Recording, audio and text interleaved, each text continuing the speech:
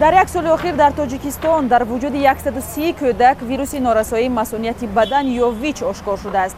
бархе аз ин кӯдакон аз модарони худ сироят ёфта, бархе аз онҳо аз роҳҳои номаълум ба ин вирус олуда шудаанд. мақомот мегӯянд, кӯдакони то 14-солае ки ба ин вирус гирифтор шудаанд, нисбати соли гузашта бештар ҳастанд. ошкор шудани беш аз 100 кӯдак бо бемории норасоии масъунияти бадан дар ҳолест ки табибон мегӯянд ҳанӯз талоши онҳо барои пайдо кардани роҳҳои номаълуми сироятёбии кӯдакон ба поён нарасидааст ва дақиқ кардани омили сироятёбӣ ҳам душвор аст.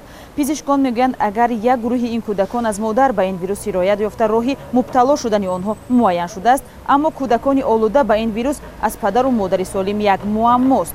ҳоло дар Тоҷикистон бар асоси қонун дар бораи муқовимат бо вируси норасоии масъунияти бадан ва бемории норасоии муҳассили масъуният, ташхису табобат, машварату доруворӣ, дармон барои ин кӯдакон ройгон аст. ба онҳо ҳар моҳ барои табобат ҳудуди 400 сомонӣ кӯмак пулӣ дода мешавад.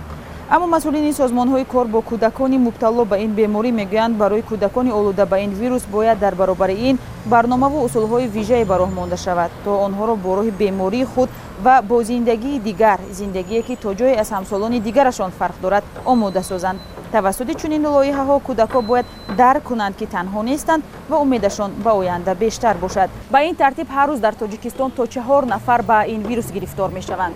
соли 2002 бори аввал дар бадани кӯдакон вируси норасоии масъунияти бадан ошкор шудааст ва то имрӯз ҳудуди 800 кӯдак бо ҳамин вирус ба сар мебаранд.